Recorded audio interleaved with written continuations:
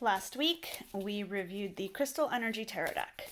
So for this week, we are going to do a pick a pile reading with that same deck. How that works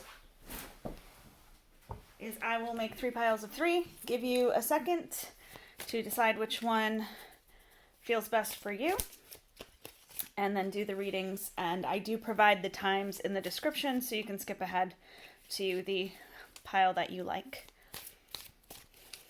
So, get started. 1, 2, 3. 1, 2, 3.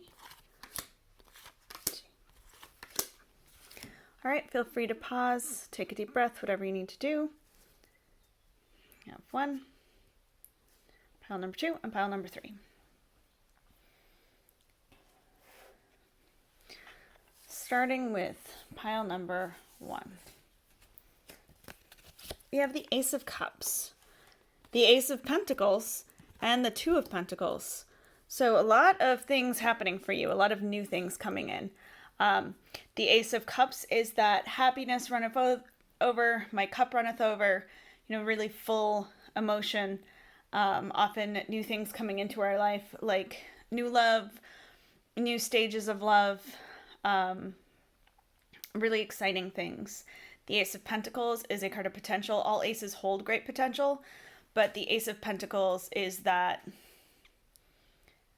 fully starting, you could go anywhere. Being Pentacles, it does speak more to resources.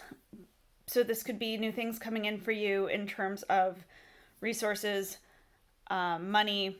I love these two together because it feels a lot like starting maybe a passion project, something that's really exciting for you, and having the means to do so. So that's a great place to be. And then we have it with the Two of Pentacles, which is a card of balance. It calls for us to pay attention to everything we are juggling. It's kind of one of those very full plate feelings. Making sure that your priorities are up to date. Sometimes we're still carrying around responsibilities that we don't need to anymore, and we can put them down. But it does tend to speak to new responsibilities as well, which, looking at new things coming in for you that you want to pour yourself into and jump into, it's going to put more responsibilities. As a business owner, I can tell you every exciting project that I do, everything I add, everything I do, I love to do it, but it does also create a to-do list. We always think about the end result or the service itself and not what goes into it. So I love these cards together. It does say go for it. Whatever that dream that you've been planning on following, go for it.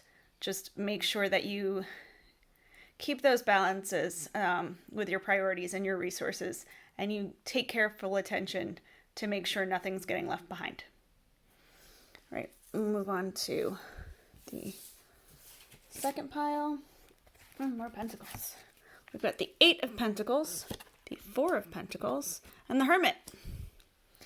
The 8 of Pentacles is a card of things like apprenticeship, internship, hitting a level of expertise where you are able to take on more and more responsibilities, duties, hopefully payments. That's one of the things I feel like with the 8 of Pentacles is it's kind of where you're seeing the notoriety of the rewards before you're seeing anything physical for them.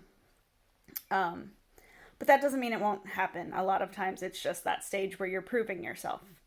And once you get there, then things open up for you a lot more. We have that here with a card of conservation. The 4 directions in the Pentacles speak to having something coming in, having something steady, like savings, having something going out because of responsibility. That's, if we're talking money, that's like bills, and having something going out that is for you. So that's the fun stuff. it works the same way with time. No, we can't create time, but there should be things helping you with like your energy, things that give you life, that feeling of drive. And really, it's the same thing with any sort of resource. We need that balance and that flow. Even if where we get stopped up is that part where we're doing things for ourselves, things get dull. And not dull like, oh, we're boring. Things get dull like they start to lose meaning. So while you're proving yourself, while you are showing the world how amazing you are and waiting for that recognition, be careful not to lose yourself in that. I think that's why I love these two so much with the Hermit, because the Hermit's a card of introspection. So having him there, it's kind of that reminder to take time for yourself, but also while you're having that time to reflect.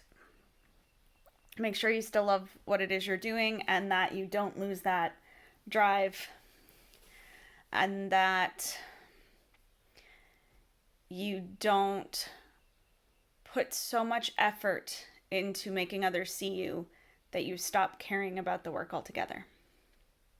So I hope that makes sense, but if you can get through that period and keep that focus on why you do what you do instead of having to show people you can do what you do, I think you're going to find that things end up really spectacular on the other side. So good luck. And we're on to number 3. We have the 5 of Swords, the Page of Swords, and the Sun. So the 5 of Swords is generally considered like a lose-lose situation. Sometimes we'll talk about cut and run. The thing is, it's the end of a compromise. It is the place where you can go no further. And that is so frustrating and sounds so harsh, but it's actually pretty great because this usually happens much earlier than you would expect. That's part of the reason it's so shocking, is it's usually something that you thought was going to go on for years and a few months in, and it turns out it wasn't what you thought. The reason that's so great is it means that you didn't lose that time that you would have spent in a commitment that wasn't going to work out anyway. And this could be any kind of commitment, relationship, work, friendships, classes. There are lots of things that we assume. This could be housing. There are lots of places we think we're going to be in for a long time, and it turns out we aren't. When this card shows up, to me, that's kind of the reminder that you learned the lesson quickly and didn't have to keep butting your head against the wall. And then we have that with the Page of Swords, which is more like new endeavors, often messages. So, keep an eye on your mail and stuff, but more like new thoughts, new philosophies coming in. So the really great thing about this particular 5 of Swords is that you have learned from it. You're not going to make the same mistakes again, which means when this new stuff comes in, you'll be ready for it. And we have that with the Sun. It means this adjustment and this switch to something new, no matter how much you don't think you wanted it, is really good for you. So here we have all the blessings and the warmth of the sun coming in on us. And you see, it's nice. The sunflowers reaching towards the sun are also symbols of blessings coming in. It can be financial, but really it's just anything that brings you happiness. So you'll still get there, it's just not in the way that you originally thought. I hope that helps with some perspective this week. And if there's any way you would prefer to see these readings, let me know. If you would like content early, if you want some say in content, or to help support anything on the YouTube channel, please check out the Patreon. If you are learning tarot, please check out the journals. And that's it for the salesy part of the day. Have a really, really wonderful week. And we'll be back next week with a deck review. Thank you.